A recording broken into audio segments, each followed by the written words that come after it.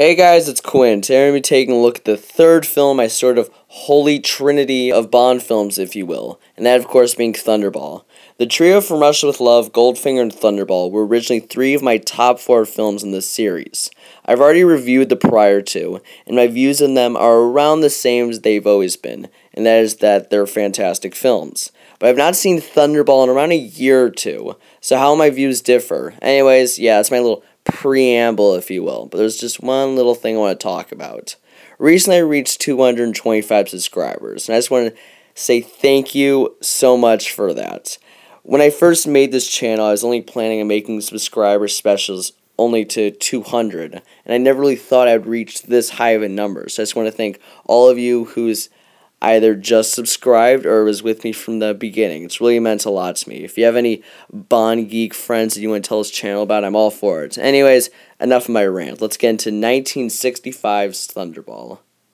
So after the first gun barrel in the series to feature Sean Connery, and so far the best gun barrel in the series, we cut to a coffin with the initials JB in them.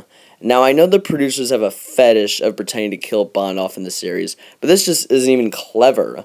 Anyways, Bond hunts down a widow, yes, a widow, and proceeds to fight her. But as it turns out, the widow is a SPECTRE agent. The whole fight itself is actually pretty entertaining, but the excessive use of the Bond theme before the title sequence is kind of annoying. In true Connery fashion, Bond gets his ass kicked, but wins the fight because of luck and good timing. Obviously, Bond's escapes uses a jetpack. Yes, a jetpack, and it's off into the title sequence. This song by Tom Jones is one of my favorite in the series. I personally think it is better than Goldfinger, and in my opinion is the best song of the 60s. Rumor has it that Tom Jones passed out at the end of the song when holding the last note. You know what? I buy it. It is very interesting also though to listen to the rejected themes for this movie. Even more so than Quantum Solace, the array of fantastic songs that could have gone along to this movie is astounding. Example is Shirley Bassey's Kiss Kiss Bang Bang, which has some themes used throughout the score. Kind of like how Surrender is used throughout Tomorrow Never Dies. Anyways, I'm getting off topic. Back to the review. After the titles, we find ourselves in Paris, where we see a mysterious man named Largo, or number 2, walk into a SPECTRE meeting. The whole scene is very creepy, and is even better than the SPECTRE scene from Russia with Love. We find out that the man killed by Bond was number 6, but the morning is quickly cut off when an agent is killed for embezzlement. We then see Bond and a SPECTRE agent in a health spa. Oh, quick note so I don't have to talk about it later. The master plan of this film is to steal a nuclear weapon and hold the world ransom. Sound familiar, anyone? Anyways, after a stupid yet funny scene that involves rapish feelings, as well as Bond getting caught on a shaking chair, Bond dispatches of the agent by frying him in a sauna, which is one of the harsh things even by Bond standards. We then cut to a man being killed by another man who is identical to him in terms of looks. It turns out he is the person who steals the bomb for SPECTRE. As soon as he steals the bomb, though, Largo, or number 2, kills him. Largo steals the bomb, and now SPECTRE's devious plan is in action. While the plane leaves, Bond kills some henchmen who were taking the original pilot back to the spa, while the pilot is wrapped in bandages. While this is happening, we see a long and elaborate scene of SPECTRE covering the plane with a sort of netting. This scene is so much longer than it should be and just drags the film. The main issue a lot of people have with this film is the long underwater scenes. And at times like this, I agree with them. Like seriously, they are putting the net on for like 5 minutes. Is it just to show how thorough SPECTRE is? Please tell me, because there's no reason to make these scenes so long. Anyways, after a random car chase, all of the double O's meet up as M hisses about finding the bombs. My question to you, where's 006 in this meeting? Answer me that, McClory. The whole scene, though, is very good. The set is very grand in scale, and the Moneypenny scene is very amusing. Okay, McClory, you get a pass. Just this one time, though. Bond is then sent to investigate the sister of the pilot who was found dead earlier in the health spa. Once meeting the girl named Domino, we see various men snooping on them, including Felix Leiter, played by Rick Van Nutter. Bond almost blows his cover when saying Domino's name, but saves himself by saying he read it on a bracelet on her ankle. That a boy, Bond. Lie to the lady.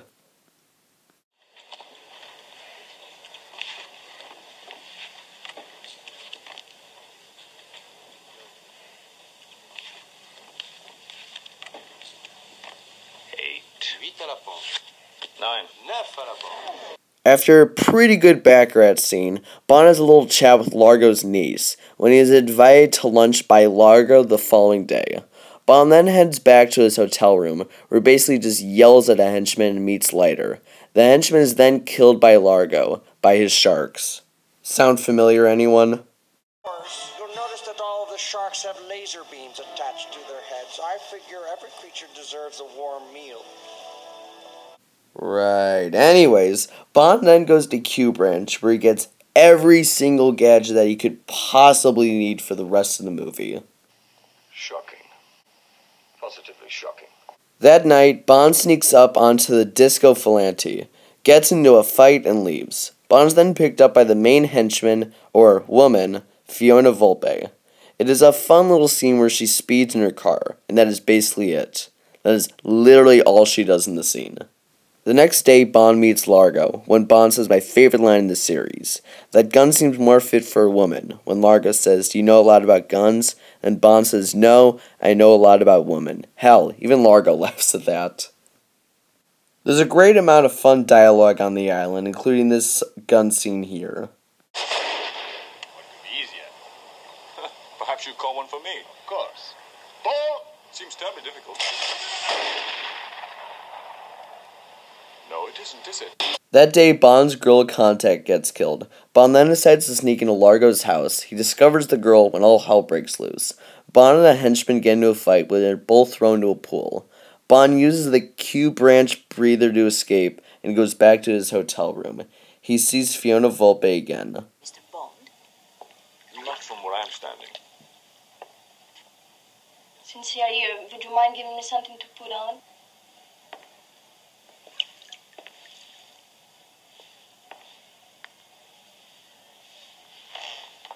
Bond then gets his rocks off when Largo's men storm in.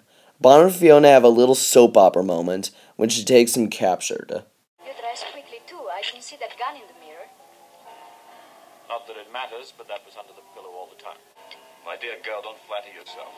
What I did this evening was for king and country. You don't think it gave me any pleasure, do you? Of course, I forgot your ego, Mr. Bond.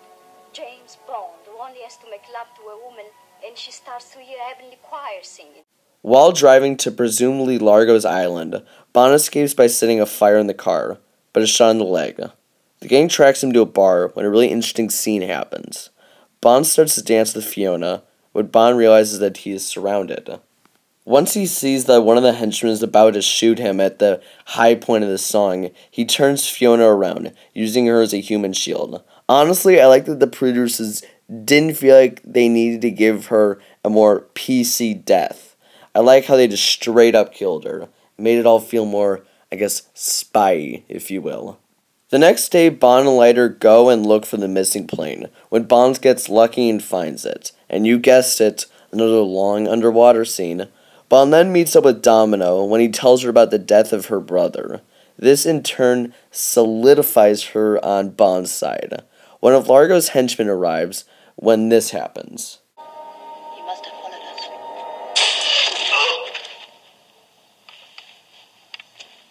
I think you got the point. Domino agrees to find out when the bombs will be loaded to the Disco Volante, and she tells Bond of a secret canal. After some snooping, Bond follows Largo and his men through the canal and to the bomb. After another battle royale occurs, Bond escapes. After Domino gets captured, Bond gets saved by Leiter, when Bond tells Leiter the target is Miami.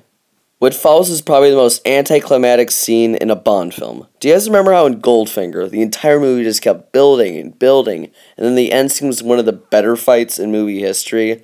Well, they tried to do the exact same thing here, but the great odd job fight is replaced with guys getting shot one by one with underwater spear guns. The only minorly enjoyable part is when Bond comes and pulls it from Russia with Love and just runs by people and pushes them over. Now, the idea is there for a great fight, but it's done so poorly. I'll give you an example. Do you remember how in The Spy Who Loved Me, when they all raided the ship, and people who we as the audience knew just kept dying throughout the entire fight? Remember how great of a fight that was? If they had done the same here, it could have at least made the fight more exciting. Like having Felix Leiter, I don't know, get shot in the leg, or something like that. But as is, it is one of, if not the worst fight in the series. You know what? That's a little mean. I'll admit that when I found it pretty entertaining this time around, but only when an overused Connery fight theme and the Thunderball theme come on. Anyways, in summary, Connery gets on the ship, the Disco Volante sheds its cocoon, and the battleship gets left behind. Domino gets left out by the scientist, who threw the armor of the bomb into the ocean. Bond, Largo, and the henchmen all get into a big fight, which is actually quite entertaining. The one problem I have with it, though, is the completely ridiculous speed in which the boat travels. Anyways, it all ends with Bond at gunpoint, but thankfully Domino comes and shoots Largo right before Largo shoots Bond. A lifeboat is dropped for the two, and a plane picks them up in awesome fashion. And that is Thunderball.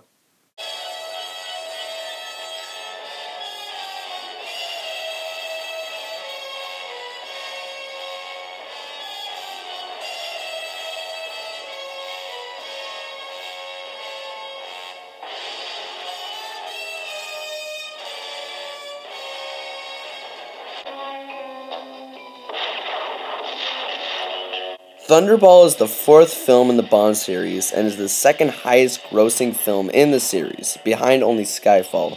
It made the most money of 1966 because it came out in December of 1965. And adjusted for inflation, it made over $1 billion. I know people bitch and moan about this film as being too slow and too ridiculous to be taken seriously, but I love it. This film, along with You Only Live Twice and Goldfinger, at least in my opinion, are the roots that made some of the funnier spoof movies in the form of Austin Powers. If you hate this movie, at least you can thank it for that. Speaking of hating this movie, I don't understand how you can. Yes, this movie is stupid, but come on, there have been worse. Connery is on top form, and it seems to be really having a lot of fun in this film. The lines he gets in this movie are hilarious, and easily some of the best in this series. If you're dinging this film for stupidity, then fair enough. But I don't understand how you can say this is worse than the likes of Diamonds Are Forever, Quantum of Solace, and hell, even Moonraker. Yes, this movie is stupid, but that is what adds to its charm. Everyone is at their best here. Connery and Moneypenny are great to watch in the scenes that they are in together, and even the scenes with M just seem to be fun, if you can call it that. The obvious elephant in the room, though, is the water scenes. Now, I must stress, I am the first person to defend this movie, but I cannot defend those scenes. The person who thought 15 to 20 minutes of that is more entertaining than 3 minutes of Bond running away from Fiona in the parade scene is insane. Up to the water bit, everything was good, classic, cheesy Bond. It just sucks that the energy is just taken out of you in the end. Now, the villains. Largo's okay, but doesn't really stand out, but his henchwoman Fiona Volpe is absolutely awesome. She reminds me of a young Rosa Klebb, and you guys know that I love her. She's just a great henchwoman and only barely missed out on my top 10 henchmen list, which you can check out in the featured video playlist. Rick Van Nutter is one of the better Felix Leiters, but doesn't really stand out to me. I think this is also the last great Connery performance. Yes, he is good in Diamonds Are Forever, but isn't even close to as amazing as he is here. So yeah, that's Thunderball, a film that I love, but would never, and I mean never, recommend to a non-Bond fan. It's just too cheesy. Please leave a comment below if you don't like this film, because I genuinely want to know why. As always, like, comment, subscribe, and I'll see you guys next time for another Bond ranking. I'll see you guys next time.